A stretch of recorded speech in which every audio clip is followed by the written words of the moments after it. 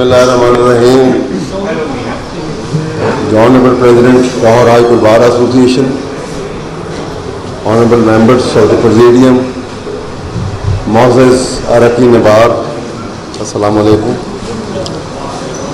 آج یوم نجات ایک ایسے شخص سے جس کے آنے پہ خیال تھا کہ خوشبو سے یہ گلشن مہک جائے گا، لیکن آج جب کہ وہ جا رہا ہے تو اس کی بدبو سے یہ عالم ہے کہ ہم تمام پوری قوم یوم نجات منا رہی ہے. تو خدا کے لیے اس کو دور کر دو ہم سے، اس کو برداشت نہیں کر سکتے. اور میں آپ کو صرف یہ بتانا چاہتا ہوں کہ دیکھیے یہ کتنا اہم اس نے رول ادا کیا ہے ان کے نقطہ نظر سے جو پاکستان کے آئین کی خلاف ورزی کرتے ہوئے پارلیمنٹ میں آئے. پاکستان کے آئین کا پریامبل کیا ہے؟ The sovereignty lies with Allah to be exercised by the people of Pakistan through its chosen representatives. اور یہ سٹولن مینڈیٹ کے اوپر جھوٹے اوتھ لے کر پارلیمنٹ میں آئے اور فیسیلیٹیٹ کرنے والا کون تھا؟ قاضی فائزی صاحب. آپ کو یاد ہوگا جب یہ الیکشن سمبل کا میٹر تھا، رات کے ایک دن باقی تھا، آگے الیکشن ہونے والے تھے، رات کے 10:30 بجے اس نے فیصلہ سنایا تاکہ آپ کے پاس وقت نہ ہو کہ اس کو آگے چیلنج کر سکیں. پوری کوشش کی کہ یہ ایز پارٹی ختم ہو جائے، ایز لیڈر اس کی کوئی پہچان نہ رہے پاکستان میں، لیکن مین پرپوزز گاڈ ڈسپوزز، اللہ کو اور منظور تھا. میں اور اس کے بعد آپ کو بتاؤں کسی صورت یہ کانسٹیٹیوشن امینڈمنٹ جو آئی ہے یہ کامیاب نہیں ہو سکتی تھی، نہ 2/3 میجورٹی ان کے پاس کبھی آ سکتی تھی. اس کے لیے قاضی نے ان کو یہ ایک پرپوزل دی کہ پہلے جو پریکٹس اینڈ پروسیجر بل کے اندر جو آپ نے تبدیلی کی تھی، ایکٹ لے کر آئے تھے، وہ اسی کے کہنے پر لے کر آئے تھے. اب اس نے کہا کہ میں ان ایکٹیو ہو گیا ہوں کیونکہ میرے ساتھ جو 2 سینئر موسٹ جج صاحبان ہیں وہ انصاف اور قانون کی بات کرتے ہیں اور لہٰذا میں ان کے ساتھ نہیں چل سکتا، میں اپنی مرضی کا بینچ نہیں بنا سکتا. انہوں نے کہا کیا کریں؟ انہوں نے کہا ایسے کرو ایک آرڈیننس نکالو فوراً. اور آپ نے دیکھا کہ گھنٹوں کے اندر ایک آرڈیننس آ گیا. پارلیمنٹ ان سیشن تھی، آرڈیننس آ گیا اور آرڈیننس میں یہ لکھا گیا کہ چیف جسٹس کے ساتھ 2 سینئر ممبر، ایک سینئر ممبر، ایک ان کی چوائس کا کوئی جج، اس طرح سے 3 ممبر کی کمیٹی بنے گی اور وہ فیصلہ کرے گی. اور جو ہی یہ آرڈیننس آیا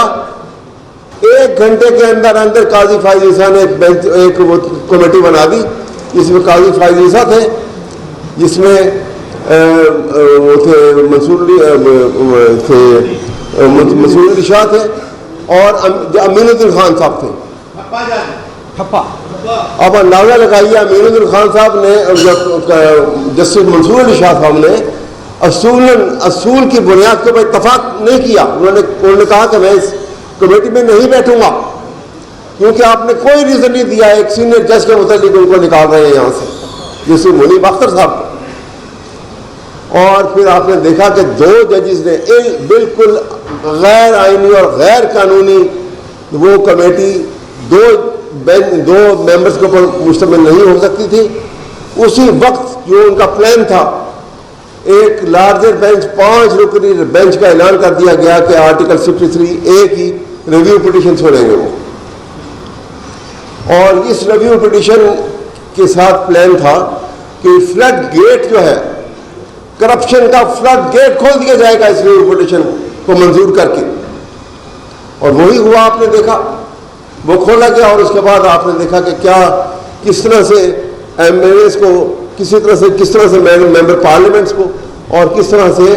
سینیٹرز کو اٹھا کے ہراساں کیا گیا اور ان کو کہاں کا کن حالات میں رکھا گیا اور کسٹڈی میں ان کو پوری کنٹرول میں ان کو لے کر آئے، اور جس کا آپ نے مینگل صاحب کا بھی احتجاج دیکھا اور ان کے 2 ممبران جو تھے سینیٹرز ان کو کیسے لے کر آئے۔ تو یہ جس انداز میں یہ سب کچھ ہوا ہے، یہ it amounts to subversion of the constitution of Pakistan, جس کی ایک اور بہت بڑی وجہ پاکستان کا آئین جو ہے وہ انڈیپینڈنس آف جوڈیشری، اس کا بنیادی ڈھانچہ ہے، اس سے منحرف نہیں ہو سکتے آپ، اور یہ تمام کام کو سر انجام دینے کے لیے یہ شخص جس کو کہتے ہیں کہ جب جج انصاف کی کرسی پہ بیٹھتا ہے تو وہ گاڈلی ڈیوٹی پرفارم کرتا ہے، لیکن جب شیطان انصاف کی کرسی پہ بیٹھ جائے تو وہ تو گاڈلی ڈیوٹی پرفارم نہیں کر سکتا۔ یہ وہ شیطان تھا۔ میں آپ کے سامنے صرف اتنا عرض کروں گا کہ آج ہم کمزور ہیں، لیکن پینڈولم کی سوئنگ بدلتے دیر نہیں لگتی، تبدیلی آنے والی ہے، اور یہ تبدیلی جو ہے یہ تمام